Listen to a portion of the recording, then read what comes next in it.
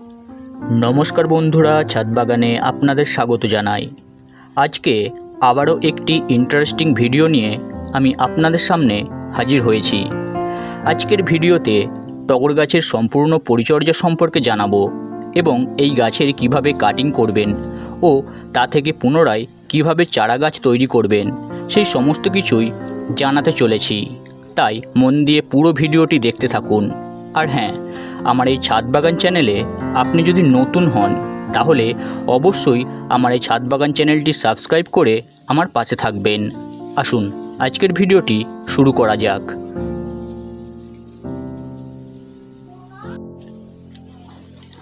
আমার এই যে গাছগুলি দেখতে পাচ্ছেন এদের বয়স প্রায় 2 থেকে 3 মাস। এরা খুবই ছোট অবস্থায় ছিল। বর্ষার আগের মুহূর্তে আমি এদেরকে বসিয়েছিলাম।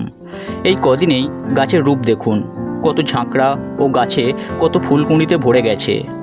সাধারণভাবে বাড়িতে পুজোর জন্য যারা ফুল গাছ বসাতে চান তারা অবশ্যই এই ভ্যারাইটির টগর বসিয়ে রাখতে পারেন। কোনো দিন কিন্তু ফুলের অভাব হবে না।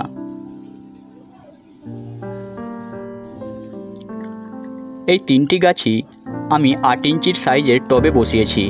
প্লাস্টিকের টবগুলিতে একাধিক ছিদ্র করা আছে, কারণ এই গাছের মাটিতে একটু জল বসলেই পাতা হলুদ হতে শুরু করে। এই মিনি টগরের গোড়ায় জল বসলে ফুল সেভাবে হবে না, আর যা কুঁড়ি হবে তা সব পচতে শুরু করবে। এই চায়না বা মিনি টগরে সেভাবে যত্ন করার প্রয়োজন হয় না।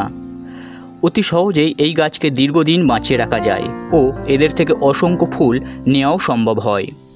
এদের স্বাস্থ্য ও ফুল কুঁড়ি নির্ভর করবে আপনার প্রথম প্রতিস্থাপনের সয়েল মিক্সিং ও টবের ড্রেনেজ সিস্টেমের উপর।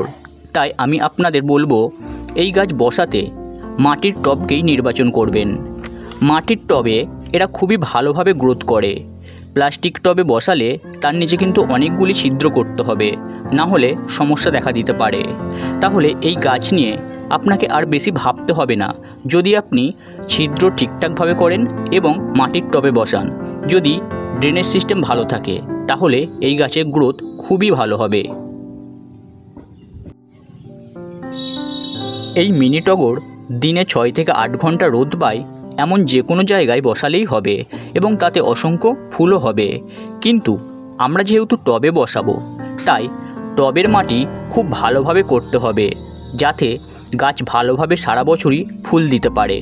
আমি আমার গাছগুলির জন্য মাটি করেছিলাম 50% সাধারণ বাগানের মাটি, 10% বালি, 20% ভার্মি কম্পোস্ট, বাকি 20% আমি শিংকুচি, হাড় গুঁড়ো, সরিষার খোল ও নিম খোলের মিশ্রণ দিয়ে।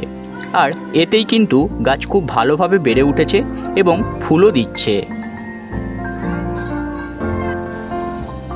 ভালো মাটি তৈরি করে গাছ বসিয়েছি, তাহলে বছরের আর কোনো সময়ে কি কোনো খাবার দিতে হবে না?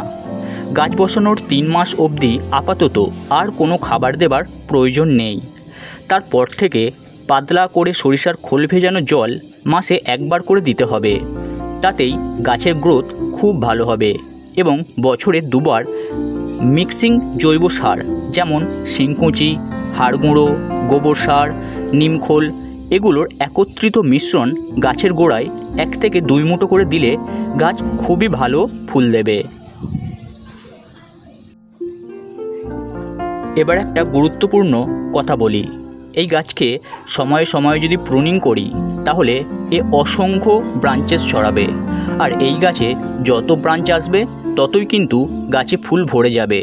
তবে প্রুনিংয়ের ব্যাপারটা বৃষ্টির সময় বা বর্ষাকালে এড়িয়ে যাবেন, যা করবেন গ্রীষ্মকালে। যতবার প্রুনিং করবেন ততবারই ফাঙ্গাসাইডের জল দিয়ে গাছে ভালো করে স্প্রে করে দেবেন। আর বছরে একবার করে অবশ্যই রিপোর্টিং করিয়ে দেবেন। তাতে গাছ আবারও নতুনভাবে শক্তি সঞ্চার করে আপনাকে অনেক ফুল দেবে।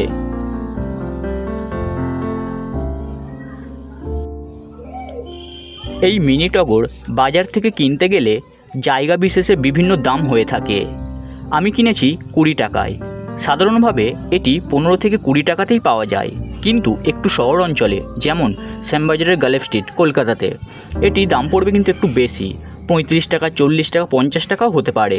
তাই আপনি যখন হার্ড প্রুনিং করছেন তখন এই কাটা ডালগুলিকে ভালো করে বালিতে পুঁতে দিন। কিভাবে করবেন দেখে নিন, আপনিও নিজেই পারবেন। বালিটা একটু সাফ ফাঙ্গিসাইড দিয়ে ধুয়ে নেবেন আর টগরের ডালগুলিকে অ্যালোভেরার রস লাগিয়ে বালিতে ভালো করে পুঁতে দিন আর 1 মাস পর্যন্ত পুরো ছায়ায় এদেরকে রেখে দিন। দেখবেন অনায়াসেই বছরে 3 থেকে 4টি গাছ আপনার বাগানে বাড়তে শুরু করবে।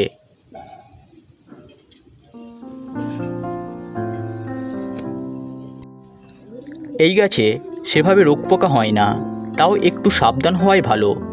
আপনি নিম অয়েল জলে গুলে প্রত্যেক মাসে 2 বার করে গাছে ভালো করে স্প্রে করে দেবেন।